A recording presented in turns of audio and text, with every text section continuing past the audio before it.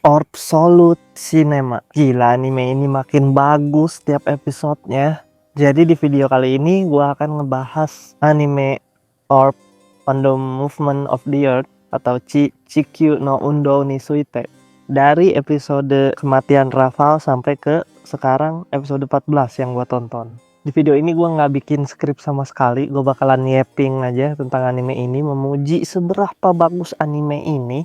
Karena percuma gua nge-script kayak gimana, bikin intro, bikin hook kayak gimana pun, video ini mungkin gak akan rame karena anime ini kurang populer di Indo. Pergantian main karakter dari Rafal ke Oxy. Pertama kali dikenalin sama Oxy, gua kira itu dia maling atau penjahat gitu ya. Oh, ternyata dia tuh petarung bayaran. Terus ada si Badeni, seorang pastor yang beda sih dari pastor lainnya. Dengan karakter desainnya yang keren sih, Badeni. Dari segi filosofinya itu gila, anime ini bagus banget. Bener-bener, wah, banyak banget filosofi yang gue suka banget. Ya tapi gue tahu kenapa anime ini kurang populer. Ya karena anime ini cukup berat dan cukup mikir. Emang gak cocok buat semua orang ini anime. Tapi kalau bagi gue sih, gue suka banget. Karena gue cukup suka filosofi. Jadi, wah, benar-benar dipuasin nonton anime ini. Kata-katanya keren, kata-katanya loh itu, wah gila, merinding gue setiap dengar kata-kata filosofisnya tuh. Kayak misalnya aja yang si Oxy sama Badeni yang nemuin kotak peninggalannya si Rafal tuh yang dulu. Si Oxy nanya kan ke si Badeni, apakah kotak itu akan mengubah hidupmu? Badeni ngejawab, enggak, ini akan mengubah semesta. Gila, coy, gila. Bagus banget dialognya. Dan kita dikenalin juga nih sama si Yolenta, cewek yang belajar astronomi juga. Dan terus ya, kita dikasih lihat si Yolenta yang nemuin orang tuanya dan lagi ngobrol sama orang tuanya di meja. Tapi dari suaranya aja kita tahu itu siapa. Si Noak. Ternyata Yolenta itu anaknya si Noak. Ya, itu kaget sih gua. Ya, gimana nggak tahu ya, suaranya kan suara khas banget gitu. Kenjiro Suda pengisi suaranya si Noak. Nah si Yolenta juga ini punya masalah sendiri karena dia cewek itu bener-bener pada zaman itu nggak dihargai banget sih, patriarki lah. Nah si Yolenta juga ini gabung sama Oxy sama Badeni buat meneliti heliosentris. Awalnya Yolenta tuh nggak mau karena dia merasa ini sesat, tapi rasa keingintahuannya ini loh yang manusia nggak bisa lawan. Terus akhirnya singkat waktu berhasil lah si Badeni ini menyelesaikan teori heliosentris. Ya, terus dia ngumpulin Oxy sama si Yolenta di bar buat ngobrolin soal teorinya yang udah selesai. Tiba-tiba dong datang si Noak. Sumpah ketegangan setiap ada si Noak ya, dengan suaranya yang berat itu, yang satisfying itu. Tapi malah tegang kalau di anime ini, coy. Gila, tegang parah. Si Oxy aja sampai keringet dingin ngelihat si Noak. Gara-gara waktu itu dia kan tahu kalau si Noak itu penyidik.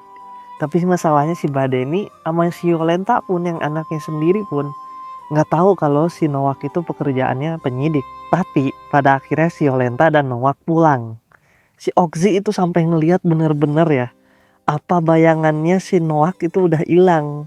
Saking takutnya, saking pengen memastikan kalau si Noak tuh udah bener-bener pergi. Tapi lu tahu apa yang terjadi selanjutnya? Tiba-tiba malah datang lagi si Noak. Sumpah tegang parah asli.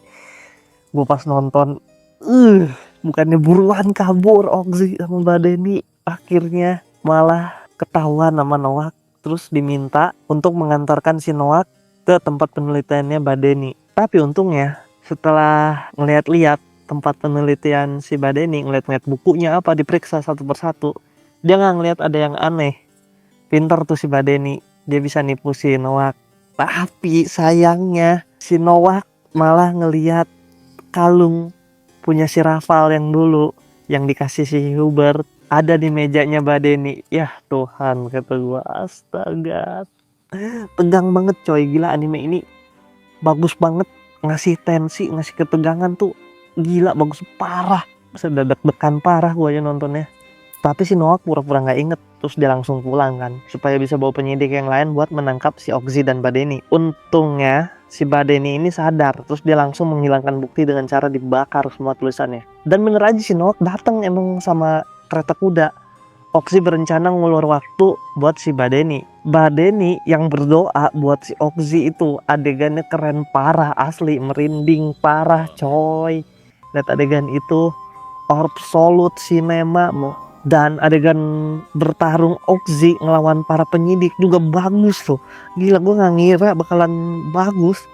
Gue kira bakalan ya biasa aja. Soalnya kan fokusnya ke ceritanya ya. Oxy tuh hampir menang loh lawan Noah.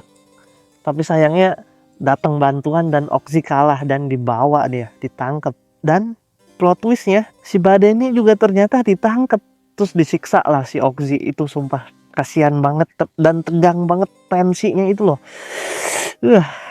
Terus akhirnya si Badeni ngaku kan. Karena dia nggak bisa ngelihat si Oxy yang bakalan ditusuk matanya. Terus dianterin lah si Noah ke tempat kotak peninggalan si Raval, dan dikasih tahu lah di situ sama si Noah kalau orang yang ninggalin kotak itu bocah berumur 12 tahun, yang itu adalah si Raval. Dan itu kaget coy, si Badeni sama Oxy juga kaget kalau itu anak umur 12 tahun yang ngelakuin dan dia meracuni dirinya sendiri. Terus di penjara kan mereka berdua bersiap untuk eksekusi mereka berdua, Badeni dan Oxy. Terus muncullah kata inspirasi. Iya, merinding coy, merinding banget setiap ngedenger kata inspirasi di anime ini. Buset dah, anime ini sih feelnya mungkin paling bagus tahun ini ya, bisa gue bilang anime of the year sih tahun 2024 ya. Terus akhirnya mereka berdua dieksekusi, dan mereka dieksekusi dengan langit yang indah banget bintangnya. Mereka meninggalnya itu dengan cara digantung. Dan itu adegan itu ya, adegan kematian Oxy dan Badeni itu sedih. Di satu sisi sedih banget gua ngeliatnya, tapi indah. Sedih tapi indah di saat yang bersamaan. Terus gua kaget banget pas tahu kalau si Yolenta juga diinterogasi juga sama penyidik baru yang rambutnya warna merah sama yang rambutnya warna coklat dan kuning. Tapi untungnya dilepas. Tapi tiba-tiba datang tuh si Anthony dan dia langsung nyiksa si Yolenta dengan cara dicabut giginya. Sumpah gue kasihan banget sama si Yolenta. Malah cepet banget lagi kejadiannya. Disuruhlah tuh penyidik pemula yang rambutnya kuning sama coklat buat lanjut nyiksa si Yolenta.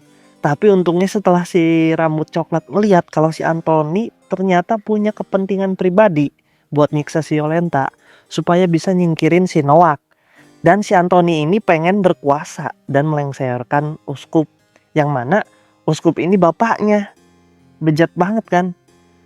Uskup juga sama aja, dia kan uskup ya, yang harusnya gak boleh menikah. Tapi dia punya anak, dan publik gak tahu kalau dia itu punya anak. Munafik, busuk. Tapi gue suka cerita yang ngasih lihat betapa busuknya manusia. Setelah mendengarkan percakapan Anthony, si rambut coklat tuh langsung ngelepasin Yolenta dan ngebawa dia kabur. Dan gue penasaran banget kelanjutannya sih. Ini kalau si Noah tahu anaknya disiksa, abis dah tuh si Anthony. Dan kayaknya ini bakalan jadi turning pointnya Noah. Gila sih, anime ini emang bagus banget coy, asli. Karakter-karakternya, pengkarakterannya, development karakternya. Si penyidik pemula aja tuh yang rambutnya coklat, itu dia dikasih pendalaman cerita sedikit. Terus si Oxy juga, dia kan seorang petarung ya. Setiap ngelihat orang yang mau meninggal, itu pasti mukanya kesedihan dan ketakutan. Tapi kenapa pas dia ngelihat muka penista dan nama temennya tuh si Glass, dua orang itu malah senyum. Gila, itu bagus banget sih.